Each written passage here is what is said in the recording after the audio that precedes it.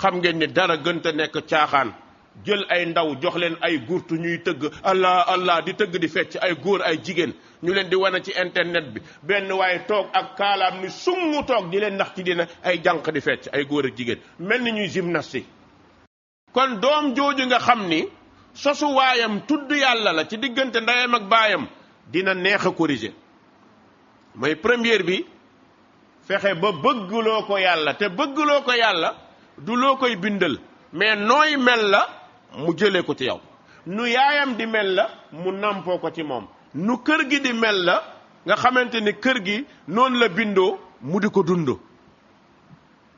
ah mbokk yi loolu yombul de. maanaam fexe ba yow yàlla gënal la lu dul yàlla, yàlla gënal la ku dul yàlla, loolu bokk na ci nag di ñaan yàlla allahumma ij'alni uhibbuk wa uhibbu man yuhibbuk.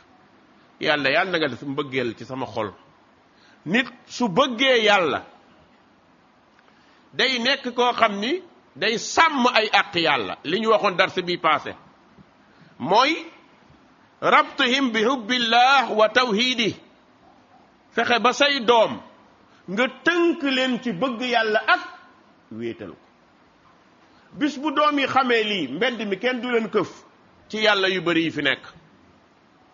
ndax suñu réew moom yàllay kese la, foo tourné ay yàlla lañ lay wan. di way waaja moo yéegoon fii di wa nangam di way def nangam di way def nang ngay dégg ñuy waat ci diw di yaakaar diw di bëgg diw di teg diw fa nga xam ni mooy place yàlla. boo amee doom te yaroo leen ci bëgg yàlla ak xam yàlla te wéetal ko wallahi dañ leen di këf ci mbedd mi léegi dañ leen di këf. ndax danañ jël loo xam ne dañ koy couleuré diine te fola. xam ngeen ni dara gënta nekk caaxaan jël ay ndaw jox leen ay gurtu ñuy tëgg allah allah di tëgg di fecc ay góor ay jigéen ñu leen di wane ci internet bi benn waaye toog ak kaalaam ni summu toog di leen ndax ci dina ay jànq di fecc ay góor ak jigéen mel ni ñuy gymnastique. ñu tuddee loolu diine fekk këf nañ seen diine bu yàgg. seytaane nax na leen. dañuy sikkar di wax allah allah di wax laa ilaha illallah di wax loo xamante ni billahi wallahi daray diine amu ci. yàlla santaane wu ko, yonente bi santaane wu ko. dëkk bu mel nii ku jóg ut leneen, ku jóg créé say mbir, jël xale yu góor yi xale yu jigéen ñi dajale leen dugg sa oto ñuy way di la wayal di la sikkar yow nag di ngay way ngay dawal ndànk-ndànk ñoom ñuy daw ndeysaan mel ni ay mbaam yu topp saret. wallahi da ngay xool da ngay yéemu ci yàlla. waaw diw jërëjëf nangam jërëjëf di tëb di dal loo xamante ni billahi xalaatuñ ko.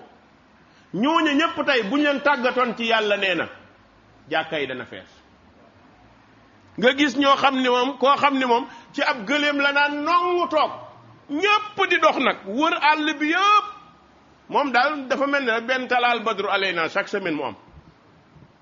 xale yi di dox xale yi góor yi dox. lii ban diine la.